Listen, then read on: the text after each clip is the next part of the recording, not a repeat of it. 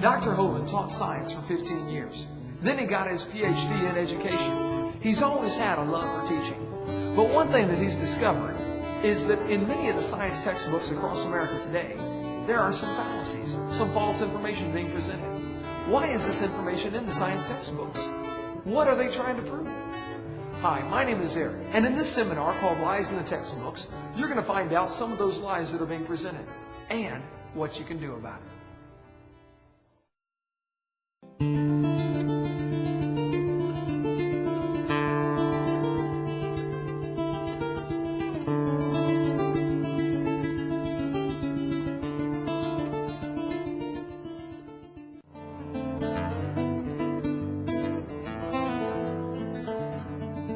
Welcome to our seminar tape number 4 on lies in the textbooks. I taught high school science for 15 years, and now I travel and do seminars on creation, evolution, and dinosaurs. And I'm concerned that what kids are being taught in our classroom is simply not true. There are some lies in our textbooks. In our first few seminar tapes, we talk about a variety of lies in the books. Now, I like science. I'm not against science. I collect science textbooks. I have actually hundreds of them, and I really, really like science. But I'm concerned there are some things in these books that just simply are not true. Somebody wants your kids to believe a particular theory, which is understandable. Everybody tries to convert others to their belief system. I'm going to try to convert you to my belief system. That's perfectly fine for everybody to try to do that. However, you don't want to use lies to accomplish that. So I'm going to tell you about some of the lies in the textbooks. In my first 3 videos, on number 1, we talk about how students are being lied to about the Big Bang. It's a big dud. It didn't happen. They're being lied to about the age of the Earth. The Earth is not billions of years old. They're being lied to about the caveman. There's never been a caveman, unless you mean Osama bin Laden. Okay? They're being lied to about the dinosaurs. Dinosaurs did not live millions of years ago. Dinosaurs lived with Adam and Eve in the Garden of Eden. And on this tape, we're going to talk about at least 25 or 26, maybe even 30 if we get time, more lies that students have to face in their textbooks. And then on tape number 5, we're going to tell you what you can do about it and some of the dangers of this philosophy.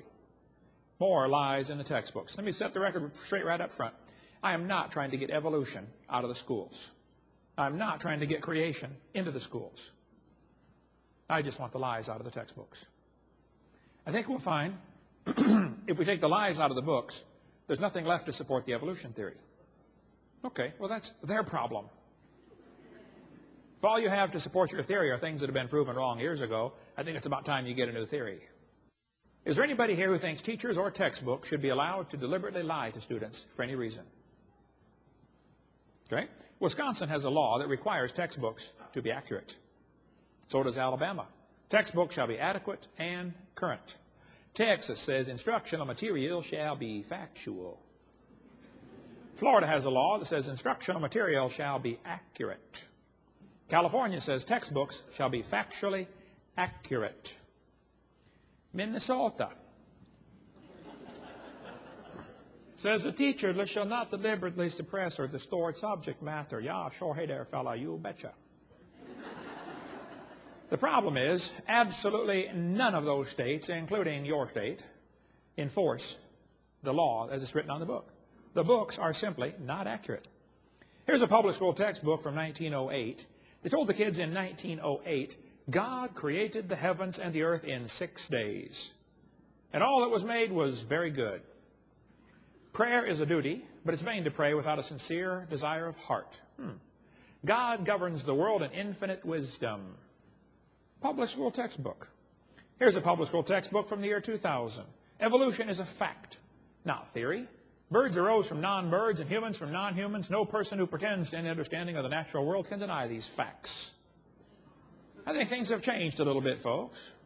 By the way, when he says evolution is a fact, this is called a mantra. They think if you say it long enough and loud enough, everybody will start believing it.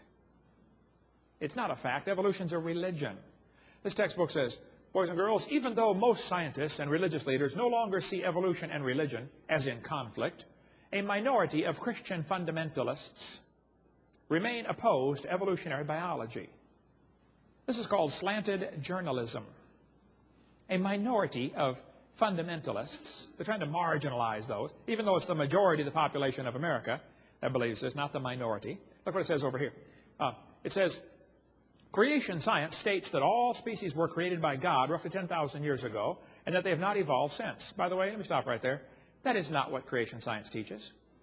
Creation science teaches that all the kinds of animals were created roughly 10,000 years ago.